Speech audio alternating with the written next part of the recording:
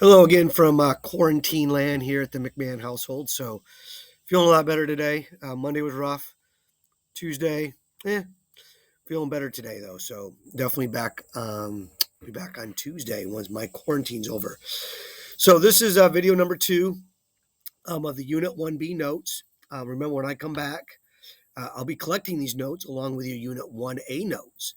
So, yesterday you did a video and you completed the introduction here and you completed geography. If you don't have these sections done in your notes, then you need to go back and watch the first video. Today, what we're going to work on is we're going to work on the social hierarchy of all four river valley civilizations and their achievements. So remember the river valleys or the civilizations we're talking about. We're talking about the Fertile Crescent, Mesopotamia, which is in the Tigris-Euphrates rivers. We're talking about Egypt, along with the Nile River. We're talking about the Indus River in India, and the Wanghe or the Wangho River in China. My Yorkie is out here with me, so if he sees another dog or something, he might start barking, and I might need to pause the video. But besides that, we should be ready to go. So let's scroll down, and if you would please get out your notes out of your binder. If you need a moment to get them out of there, go ahead and pause the video. But we are going to start down here at social hierarchy. But if you need a moment, go ahead and pause your video at this time to get your notes out of your binder. And again, these are the Unit 2B student notes. Also, if you need a copy of them, the substitute should have some additional copies. I asked the office to make some additional copies. So let's look at the introduction to social hierarchy. Social hierarchy, what is it? It's when we divide or we divide our society or rank it by class of people. We call it a social order or a social hierarchy. Now, here in the United States, we don't really rank people by like political power or social status. We have more of an economic social hierarchy. We have our wealthy, we have our middle class, we have our poor. So we do more of an economic social hierarchy. But social hierarchies in the past, they were with wealth. Wealth was one of the two reasons. The other one was power, and we ranked them by power. Also, social hierarchy, when a worker has a particular job or skill, such as a lawyer, welder, etc., it is called what kind of labor. And when a product, such as a building a home, is broken into parts, and a worker specializes in building the parts, it's called what of labor. So let's look at the reading. So let's scroll down on the reading here. We'll scroll down to social hierarchy.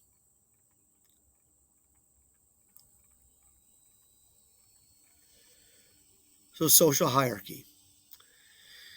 In all the river valley civilizations, fewer people were needed to farm.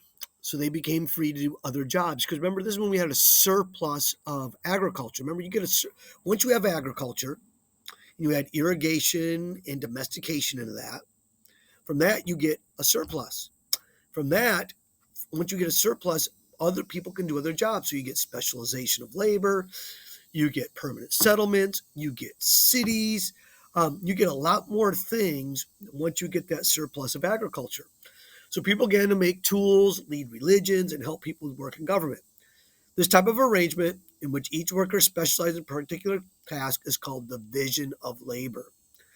With more people able to do more work, people got larger and larger tasks. It became easier.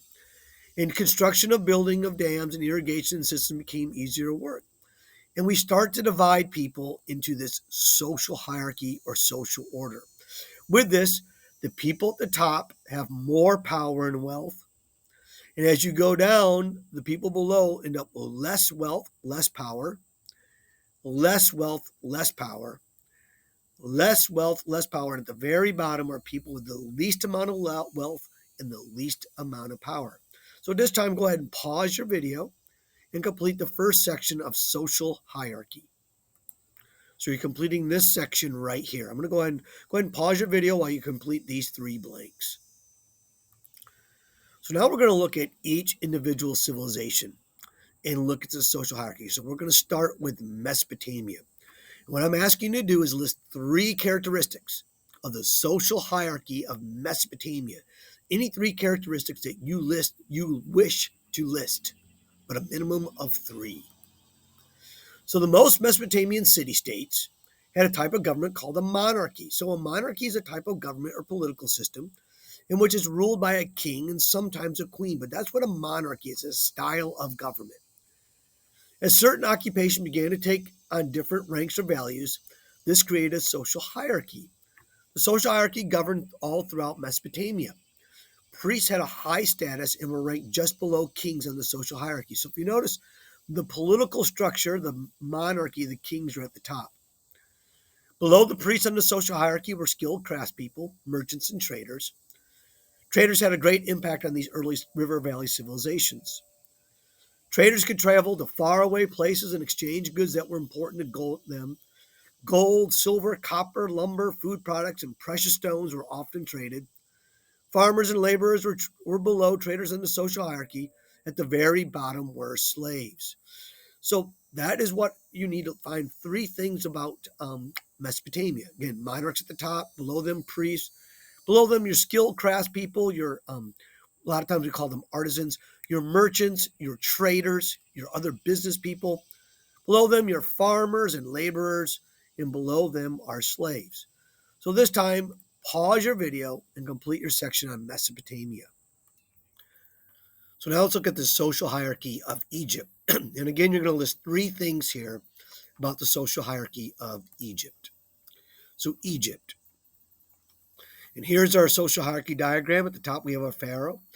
Advisor is just another word for the advisor, so whoever advised the pharaoh. Then you have your priests and nobles. You have your engineers and doctors, your scribes, your people who knew how to read and write, your skilled craftspeople, your artisans, and soldiers and farmers and tomb builders, and then below this would have been slaves. So the Egyptians believed that the pharaoh was not just a ruler, not just a king, but also a living god. When good events happened in Egypt, the people were pleased with the pharaoh. However, when bad events occurred, such as a disease or a bad drought, the people blamed the pharaoh. And remember, a drought is when you have conditions of no rain for a long period of time. We sometimes get that here in South Carolina. We don't have one right now, or at least not a bad one. We've been getting a lot of rain, so we're not in a drought. Egyptian society was divided into a social hierarchy where certain occupations or jobs, specialization of labor, had different ranks and values. The vizier acted as the main advisor to the pharaoh and ran the day-to-day activities of Egypt for the pharaoh. High priests controlled the religion of Egypt, while the priests worked under them, taking care of the many temples for all the different gods the Egyptians prayed to. Scribes were important in Egypt, as they were the ones that wrote down the important information for the pharaoh and the government. And notice this word different gods, the plural. Egypt is what we call polytheism. They believed in many, many different gods. God of the sun, you know, God of the underworld. They had different gods. So what we call is polytheism.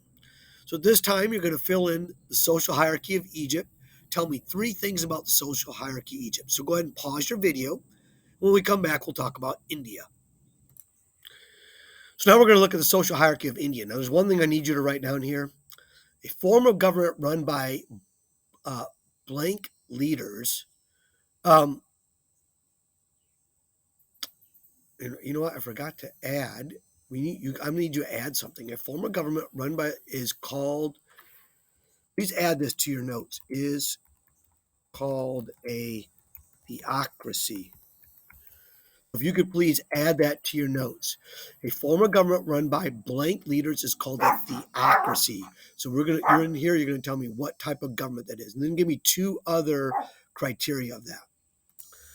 All right, so let's go to India. So in India, society was divided on what we call the caste system. So it actually has a name. Of the three civilizations, the only one that has a distinct name on its social hierarchy, we call it the caste system. A person's place in the caste system was based on their birth. So it wasn't really who you married or anything else, is where you were born, occupation, and wealth. Aryans, people from the north of India that came and conquered the land around the Indus River, were at the very top of the caste system, while non-Aryans were at the bottom. The Aryans created a theocracy, or a government led by a priest king. So theocracy is a government led by religious leaders. So theocracy, a government led by religious leaders. Look at the social hierarchies for India. Notice how the Brahmins, priests, are going to be at the top. We'll get to that in a moment. Under the caste system, people were expected to follow very strict rules. For example, you could only eat with people in your caste, the people that were in your social hierarchy. You could only marry someone in your caste, in your social hierarchy. You could only perform a job assigned to your caste. You could only live in neighborhoods of your caste. So this is what we call very strict. At the top, you had Brahmins. Below them, you had the Kshatriyas, your warriors and kings. Below them, you had your Vaisyas, your merchants and landowners. Below them, you had your Shudras, your commoners, peasants, and servants. And then you had below them the untouchables. These were your out of caste, your street sweepers, and your latrine cleaners. There's no way to move from one caste to another but through religion. If you did not follow these rules, you would get kicked out of your city and your caste. You would become what we call an untouchable. You would become an outcast. An untouchable performed the jobs no one else wanted to do, like cleaning the sewers. Notice above how the untouchables are not really part of the caste system and are not Aryans. So we're going to go back to your notes now, and you're going to fill in these three blanks. In India, a form of government run by a blank is called a theocracy. What kind of government? Who they run by. And then give me two other characteristics of India's social hierarchy. All right, so now we're going to look at the social hierarchy of China. I'm going to have you list three characteristics of the social hierarchy of China. So let's scroll down to China. In early China, the village chiefs were in charge. Family lived in clans. So you lived with your family, which you called a clan. Clan is a group of people who are related to each other. Over time, these clans fought each other for control of land and power. The clan who was victorious became rulers of the sections of China. These rulers became kings, so we're talking about a monarchy here, a type of government ruled by a king or a queen, and they established dynasties. A dynasty is when one family rules a country or region over a long period of time. So in China, these dynasties, you would have the same family name or relatives passed on from father to son to son to son to son for hundreds of years. We call it a dynasty. The head of a family will be the ruler of the land. When that ruler died, another member of the family took over, usually the oldest son. Sometimes a nephew. Once in a great time, it'd be a daughter. When a new family rose to power, a new dynasty began.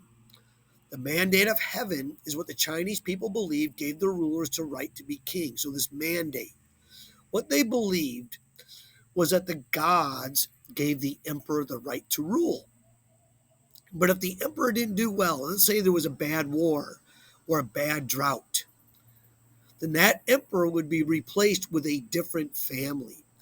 And so the Chinese really believed the mandate of heaven, as long as everything was going well, the gods were happy with the emperor, and they kept that dynasty in power. So it meant that the gods had blessed that person the right to rule.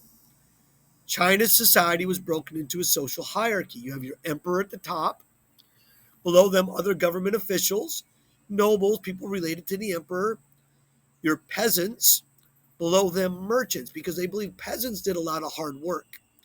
And merchants made their money off the peasants, and at the very bottom, slaves. The king and his family were at the top of the social order. Noble warriors and government leaders also had high ranking. Farmers worked hard but had little wealth, and taxes claimed much of the land they earned. However, the merchants were actually at the bottom of their social hierarchy. This was because they produced nothing on their own. Those who produced things were considered to be more important in society. The social hierarchy changed often as new dynasties became rulers. Chen Shi Huangdi was the first emperor of China. He created an army and forcefully conquered the different kingdoms, thus uniting China for the first time under the rule of one person. He set out to make China more powerful and wealthy. In order to do this, he realized that some things needed to be the same throughout the country. For example, he wanted everyone to use the same money. He also created a system of weights and measures to use. All these things made trade easier and life simpler for the common person. The emperor also started building projects to improve China and others to keep safe.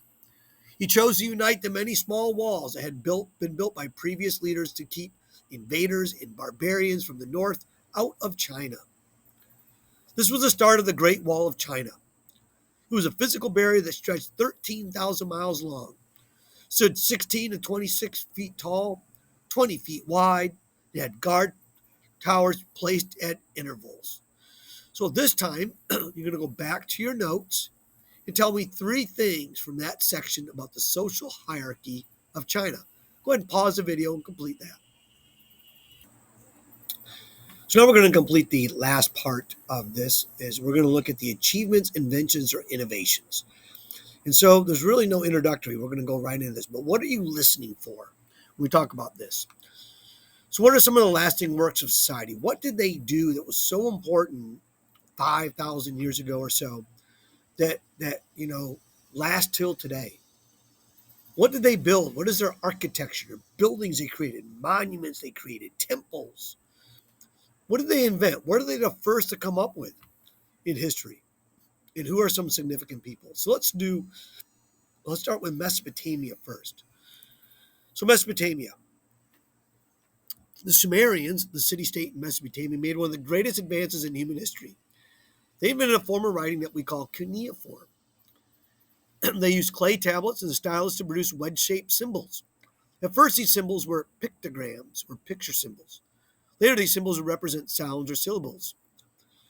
At first, cuneiform was used to keep business records.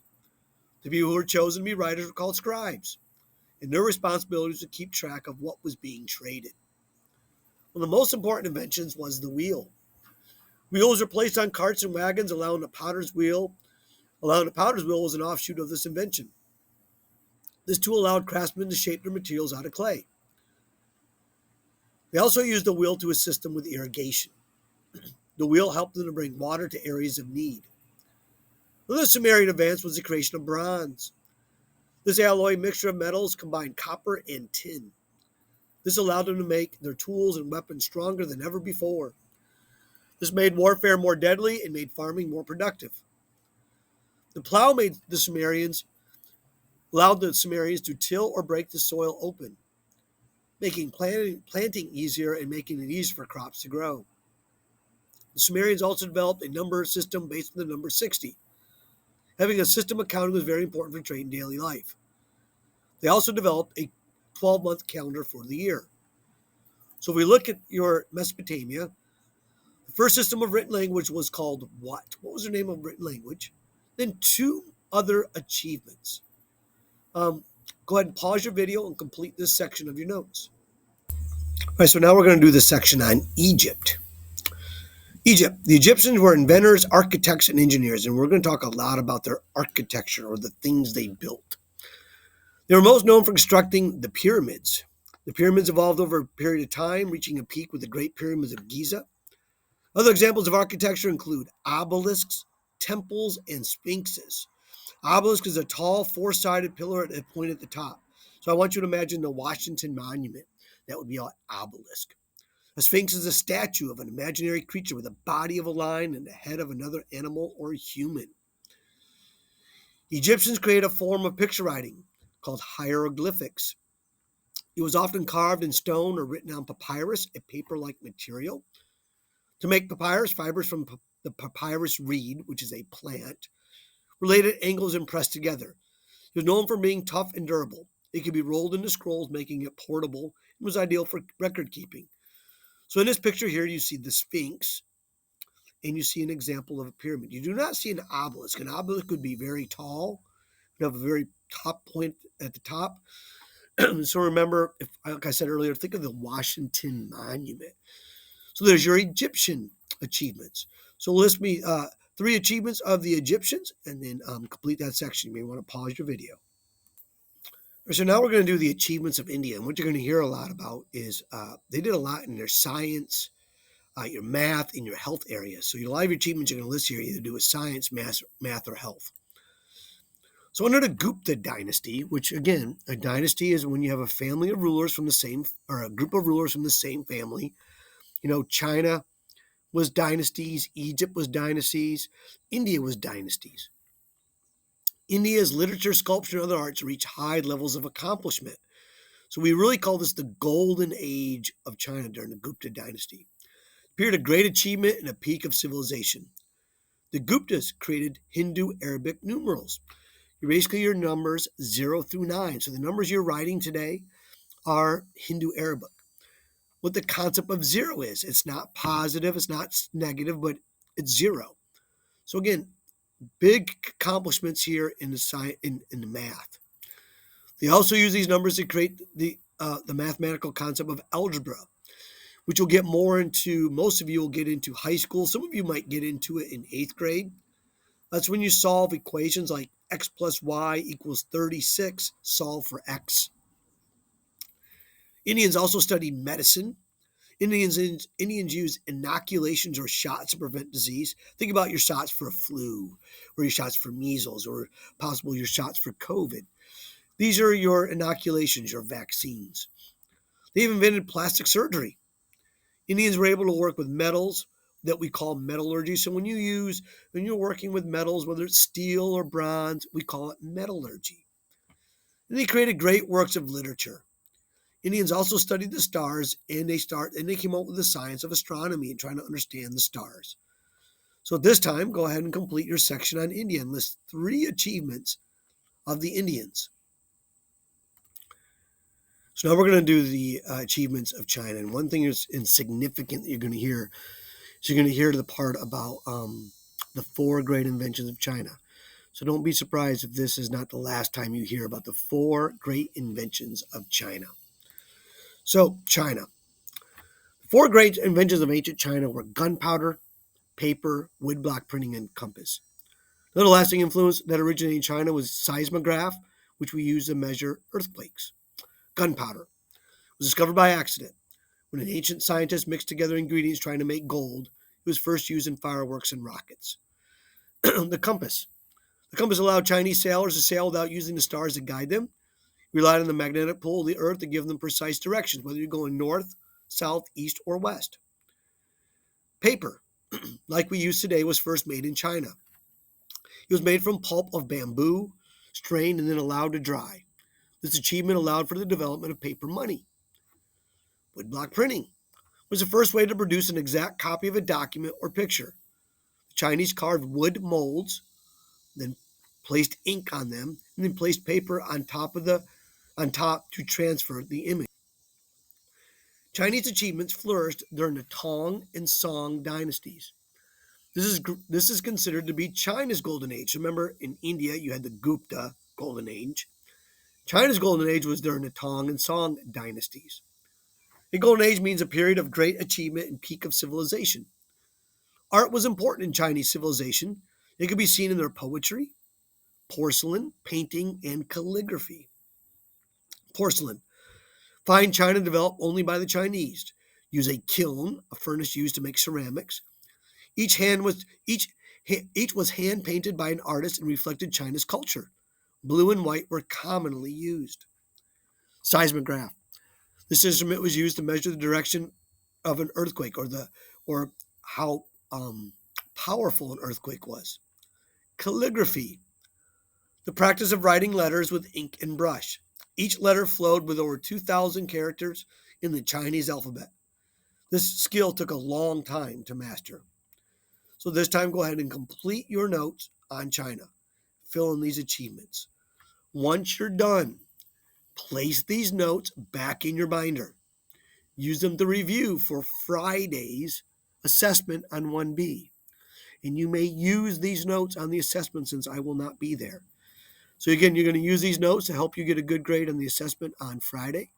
And then when I return next week, I will collect these for a grade. So please make sure by the end of day Thursday, all of these notes are filled in. Have a good day, and I will see you in class on Tuesday.